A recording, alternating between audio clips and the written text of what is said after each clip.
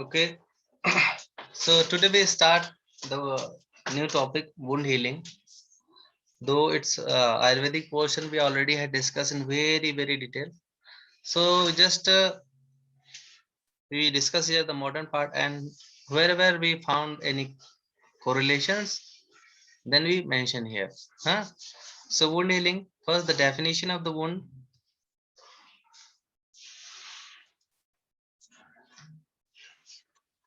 As Sushruta says, vraneti pranaha. Means gatra gatra churnate hiti prana.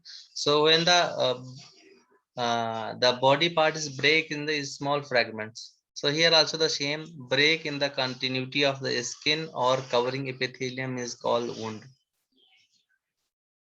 Usually when wounds become chronic and then sometime it may call as ulcers.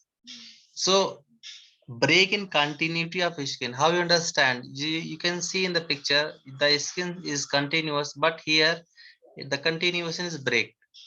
Understand? So either skin, either in, if we talk about the covering epithelium means inside our body, suppose inside the stomach, in the duodenum, when the similar thing happens, then it's also called the wound or the ulcers. So very specific, no single word can remove from these definitions. Break in the continuity of the skin or covering epithelium is called as the wound or ulcers. So as through the years, so many drugs, so many procedures are to be proposed that to are tried for to improve the wound healing process. But till date, whatever I experience, whatever I feel, and whatever the book says, that the wound healing is a complete natural phenomena,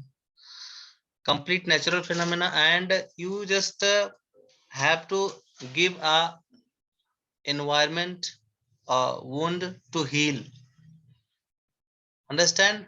When we see the complete process of the wound healing, we see there is a different type of the uh, phenomena is happening.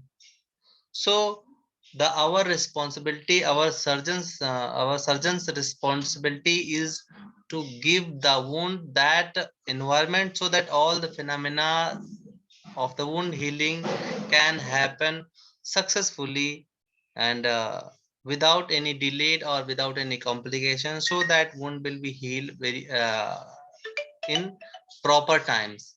Understand?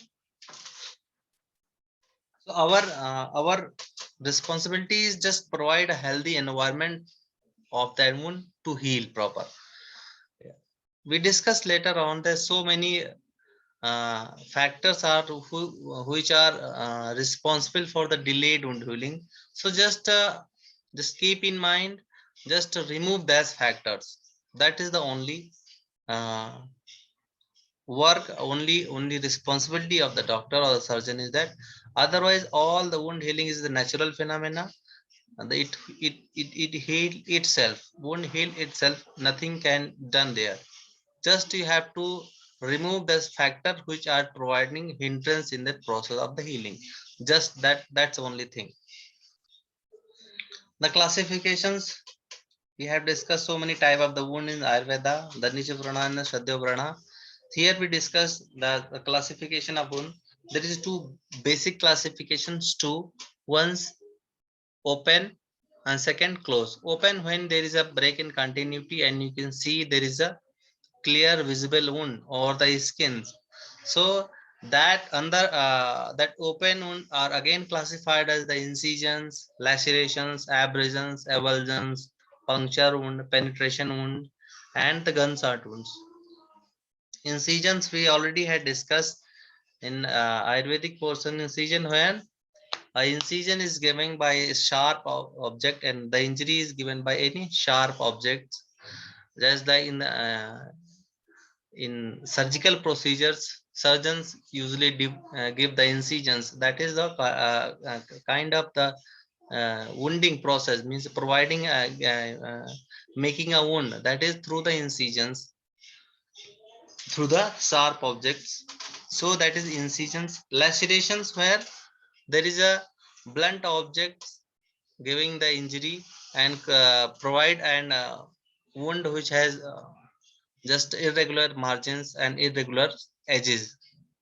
Abrasion is just a injury to the upper layer of the skin, the epidermis and the dermis. No deep injuries are there.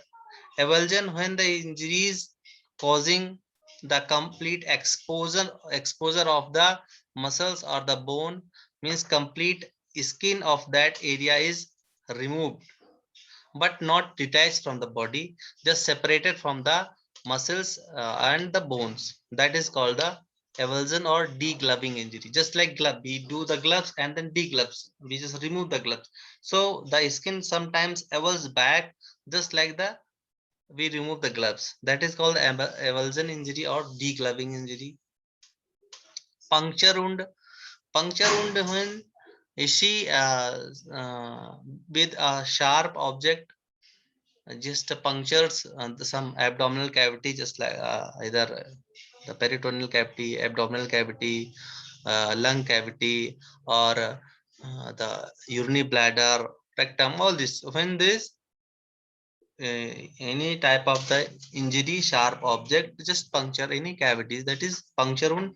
Penetration wounds, when other than the cavity, if any sharp object is penetrating inside the bodies. The gunshot wound also create a penetrating injury, puncture injury, or sometimes avulsion injury also, or some lacerations injury also. The closed injuries are where the clear wound is not there, but there is injury. Means injury is not visible, the concealed injuries. So just like hematoma, suppose usually due to the blunt object, uh, and due to the blunt object, the blood vessels below the skin in the muscles are get ruptured, and the blood is collected inside, clotted blood collected inside, that is called the hematoma, and that there is no visible wound here. And the crush injury also similarly, the injury is not visible outside, and means injury is visible but it is so crushed, so that no bleeding is there, no exposing muscles are there. Then on the basis of the level of the contaminations, the clean wound, clean, contaminated, infected, and colonized wound. Clean wound, just clean wounds are usually just present in the surgical procedure, where the in elective surgeries, we in under sterilized conditions in OT, we create a wound for the surgery, and after suppose we you are just doing excision of lipoma, so you have created a wound incision and you have excised the lipoma, then you that wound is clean wound, that is perfectly sterilized clean wound, no contamination is there.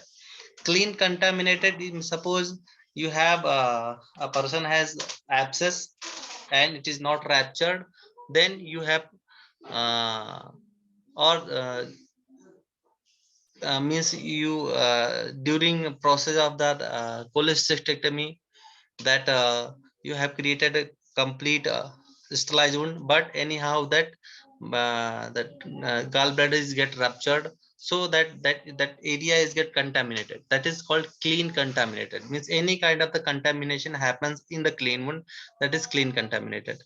Contaminated wounds is means it has so many pathogens, or the dirt, or the mixture of that some pathogens, or some other foreign body, just like in the roadside accident, all the roadside accident are the contaminated wound, because after the injury patient fall on the road, so there is a dust, or some other type of the materials, whatever present on the road, that can be contaminated in the wounds, that is contaminated wounds. Mostly the wound, all the of the roadside accident, or the contaminated wound. Infected wound, or that provide by the any kind of the infections.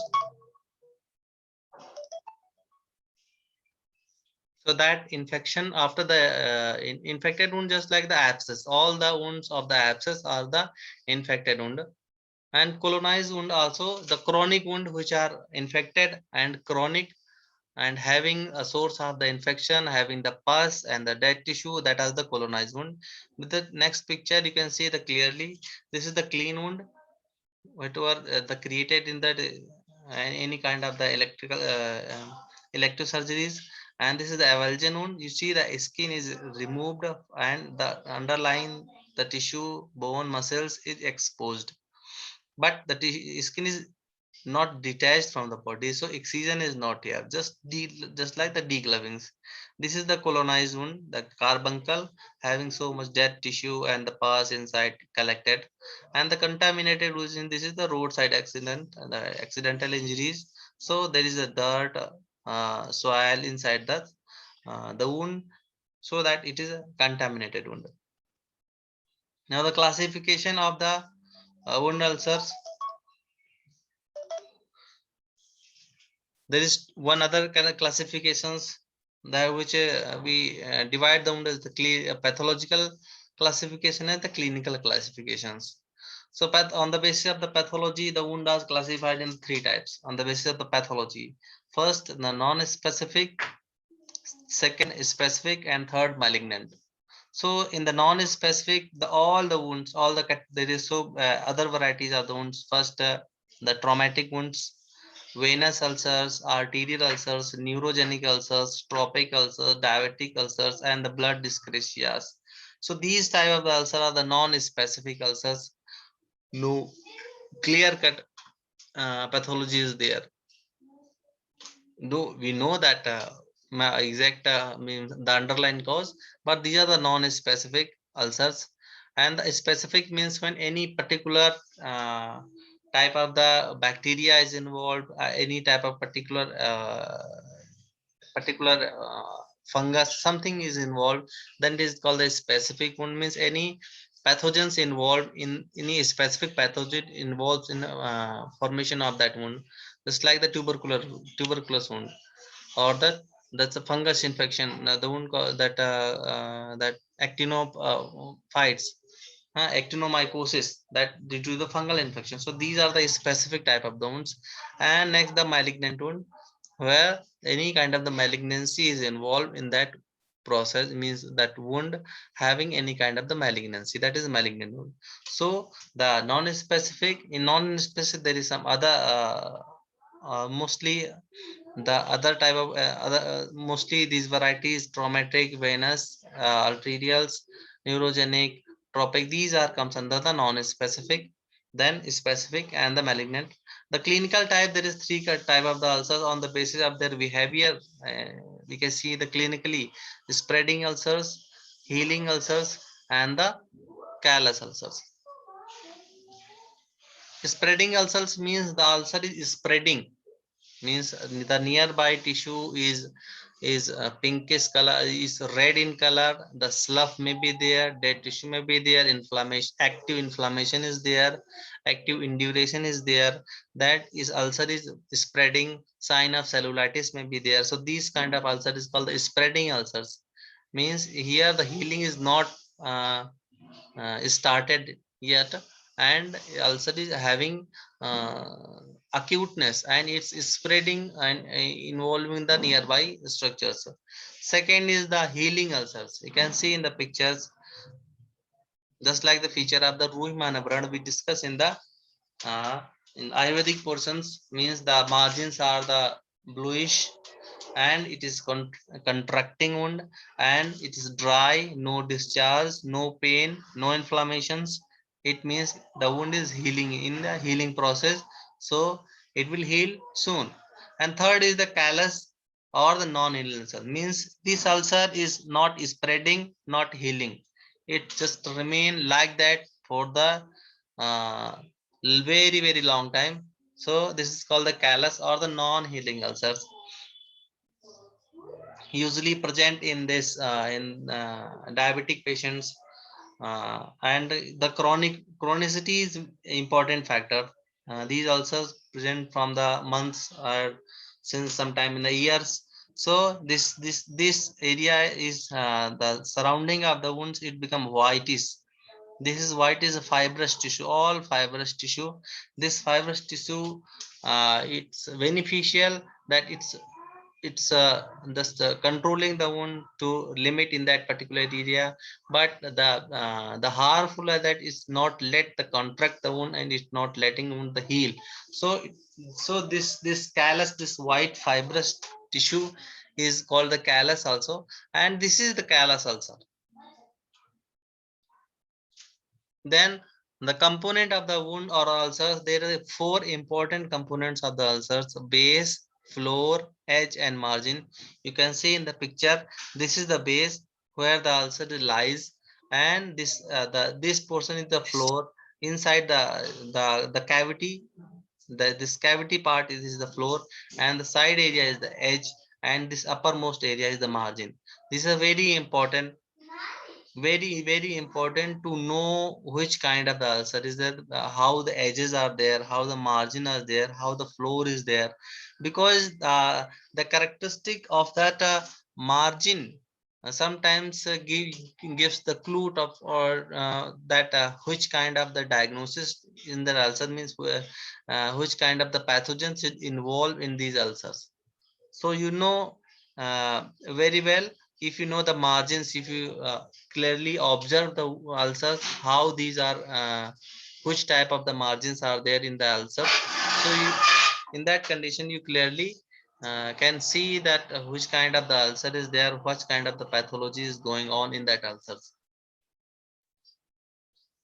The clinical examination of the chronic ulcers, how you examine the examination is always in the four parts: inspections, palpations, and auscultations, infection, and percussion. So percussion is not important. His more important is two things: inspection and palpation. So in the inspection, you see on the basis of the location, you can see there is sometimes these ulcers, the arterial ulcer, and the venous ulcers. So this is the typical location of the ulcers. You, by seeing the location, you can just have an idea which kind of ulcer may be there, what kind of the underlying pathology is there. So the arterial ulcer are distal part, that is from tip of toe to the dorsum of foot, means just below from the malleolus, lateral malleolus or the medial malleolus.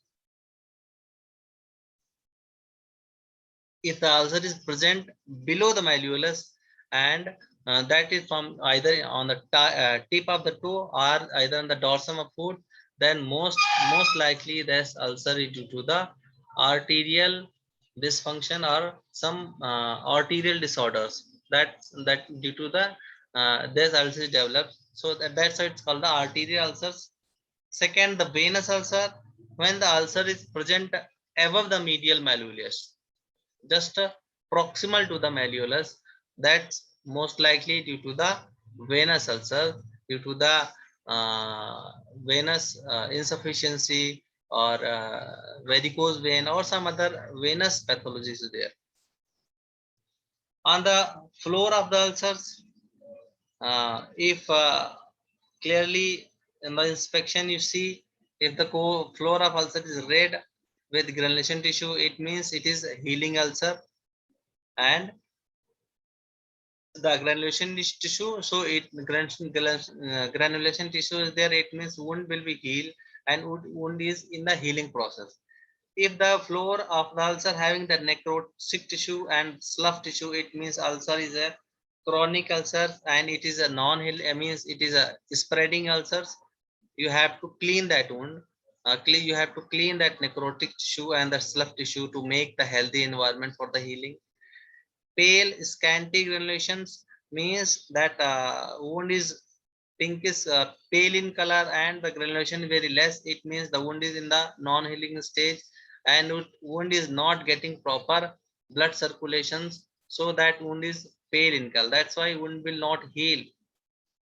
Washed leather slough means that is a very foul smelling slough is there, so most likely that wound may have some underlying pathology, either diabetic mellitus or some kind of the malignancy. Black tissue, it means there is some bleeding disorders is maybe there, so that the blood is collected there, or sometimes any fungus infection is there, or some malignancy may be there. So these kind of if the floor is found, then you just see what may be the possible cause behind that, this kind of the presentations. On the basis of the discharge, you can see serous discharge. Usually the healthy and healing ulcer have the serous discharge. So if the any ulcer having the serous discharge, then uh, there is nothing to worry. It means it is good, blood circulation is good, and ulcer will hit uh, successful. The purulent discharge, if the yellow color discharge is there, it means ulcer having any kind of the infection, any kind of the pathogens, any kind of the bacteria in there. So now you have to do the clean. Blood is coming, it means ulcer is inflamed. So inflammation is essential for the wound healing, but if it should at the one point inflammation should be subside, then the granulation will be there. So if it is the blood discharge, it means there may be some bleeding, some injuries there. There may be continuous source of injury may be present, or wound is not inflamed, so wound will not heal. So you have to give some, just you have is to see inside whatever, if there injury is there, it's a active bleeding is there, then you have to stop that bleeding and give some either medical management or any kind of the surgical management to stop that bleeding. Greenish color discharge, it means that is some kind of the fungal infections may be there, or some type of the some pseudomonas infections there, bacterial infection. So if you see some this type of the greenish color discharge, then you look for the send that smear for the culture and sensitivity, and see what kind of the pathogens are there. According to you have to use that antibiotics. Discharge with the bony spicules means if the discharge coming from the bone, some bone marrow discharge is there, it means that bone is included the infection in the underlying bones, that in wound having the infection in the underlying bones, and it is the bone marrow is get infected. So that's why you have to look for that search for that if the infection is going to deep into the bone, then you have to do accordingly for that. Edges, so on the basis of the edges, it's a very important, you can see which kind of the ulcer is there. So the sloping edge means usually the edge of the ulcers are sloping means the wound is healing. The sloping is the characteristic of the healing wounds. Punched out in, punched out means just like the edge or the is this is, if this is the floor, then edges are both edges are just at the edge and base have the 90-degree angle, means just somebody has punched out that complete tissue, it looks like that. So this is the characteristic of the bed sore or the trophic ulcer, where the patient that area, that wound area is not getting proper nutrition. So that's why and the excess pressure, so these wounds are look like the punched out edge. Undermined edge, that means this is the edge and the base, the edge is just like that, means from the top of, if you see the ulcer, the its area should be less, but when the go inside, the cavity is larger. So that is the undermined edge, and this is the characteristic feature of the tubercular ulcers. Raised raised edge means raised means the edges are elevated in both sides. This is the characteristic of the basal cell carcinoma. And everted or rolled out edge, the edge or is rolled out to the outside both side. So that is the characteristic of the marginal ulcers or the squamous cell carcinoma. In the next slide is there is clear the sloping edge, this is the feature of the healing ulcer. Punched out it, this is the feature of the trophic ulcer, the syphilitic ulcer, or the these the pressure ulcers. This is the undermined edge. This is the most characteristic feature of that. Undermined is the characteristic feature of the tubercular ulcers. Rolled out, there is a, the edge is rolling. It means this is this maybe the feature of the basal cell carcinoma. If the edges are everted, sometimes you see that actual size of ulcer is small, but when you see due to the rolling out of the edges, you see the ulcer looks larger than its actual size. So this is the feature of the squamous cell carcinomas. In the palpations, in inspection, you see that things, how the what is the location of the ulcer and what is the base, edge, margin, all that. Then in the palpation you see the edges, it's rolled out, undermined, you can see by, observe by palpation only. The base, how the wound is base, it is fixed or it is mobile. If there is a fixity, it means that ulcer may have sometimes the malignancy involved, because all the malignant ulcer are usually fixed. Mobility, that is mobile or not mobile. The usually healthy ulcers are mobile, and all the malignant ulcer are fixed. Bleeding is there. Bleeding is a good also and bad also. If the bleeding is there in minimal amount, it means if that bleeding should not be there. Even only injury, the bleeding should be there. Without injury, if the bleeding is there, then it may be some problematic, may some malignancy involved, or the active inflammation is there. So that you have to always keep in mind, bleeding should not be there. The healthy ulcers or the healing ulcers are not bleeding actively. And the surrounding area, you have to look the surrounding area, it is fixed, the induration is there or not, or the tenderness is there or not. Usually the healing ulcer, the healthy ulcer are not non-tender, and non-tender and non-painful. Then types of the wound healing, we already I think discussed. There is three intentions: primary intention, secondary intention, and tertiary intentions. Primary intention, when we have to close, we just heal the wound by closing at the time of the injury, just like doing the elective surgery. Just do give the incisions, operate, and the close. That is the primary intention. Secondary intention, where we should not, we are not closing the wound, we just open the wound and let it heal by itself without closing.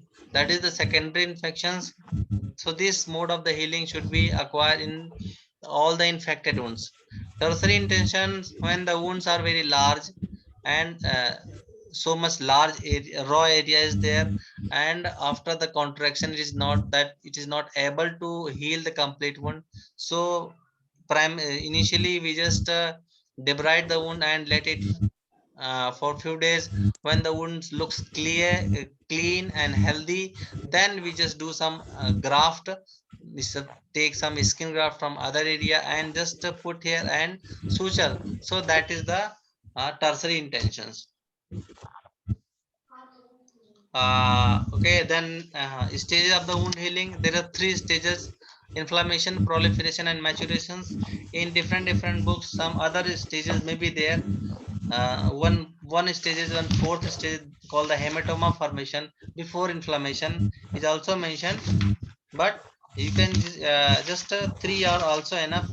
uh, and that is also correct. It is also correct because the hematoma formation is the part of the inflammations after the injury. So this it comes under that also. Okay, so in the next class we discuss further.